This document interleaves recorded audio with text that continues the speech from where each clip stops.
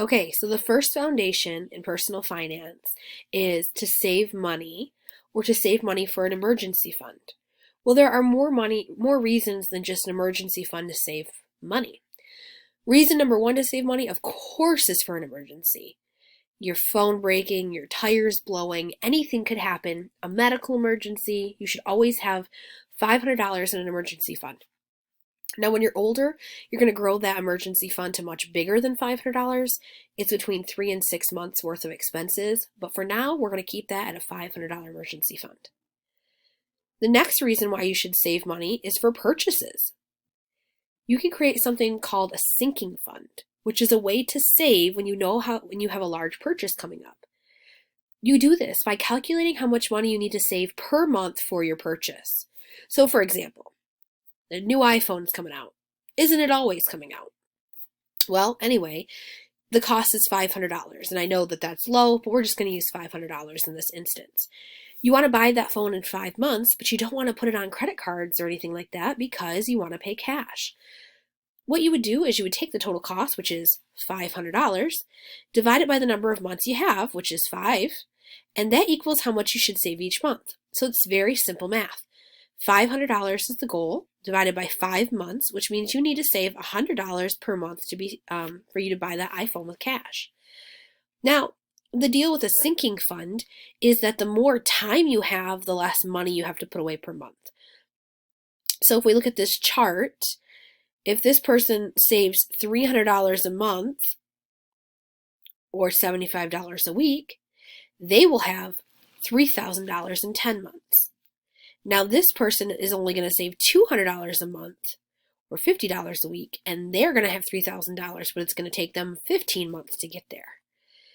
This person is saving $100 a month or $25 a week, and they will also eventually achieve $3,000, but in 30 months. So this number of months changes based on how much you put away.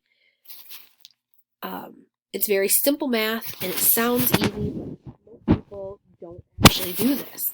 If you have a vacation coming up, if you have a prom coming up, if you have a car that you would like to purchase, creating a sinking fund is a really easy way to help set you up a plan for purchasing with cash. The last reason, or I wouldn't say last reason, the final reason I want to talk to you about saving is wealth building. When you build wealth, it means that your money is making money for you. We've talked about this a little bit before when we talked about 401ks and retirement.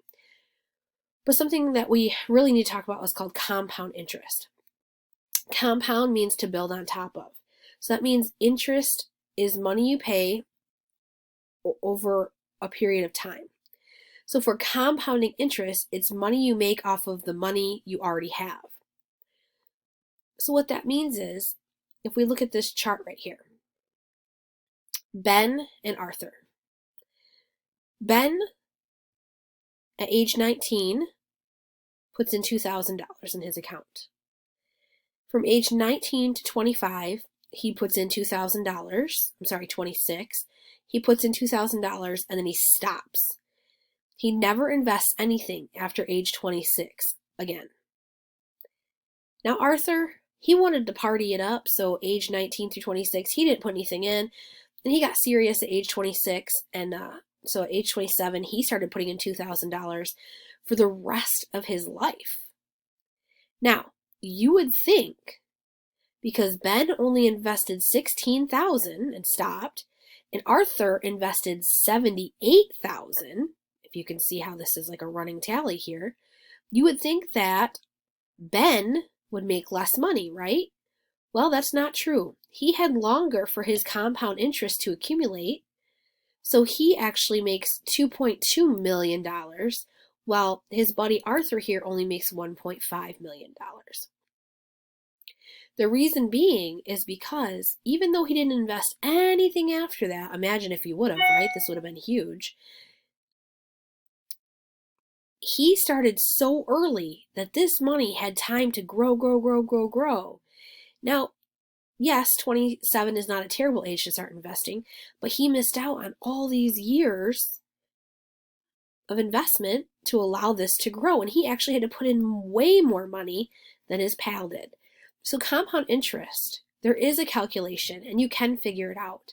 And if we were face to face, I would definitely help you figure out compound interest. But really and truly is, the earlier you invest, the less money you have to invest, but the more money you will make. If you wait till later in life to invest, it doesn't mean you shouldn't. It just means that you're going to have to invest more of your own money and you will not make as much off of interest. And let's be honest, we would all rather have our money sit there and make money for us rather than us have to put it in. So compound interest helps us to do that. So there are 3 reasons, excuse me, to save money that we talk about: an emergency fund, to calculate a sinking fund for purchases, and compound interest in wealth building.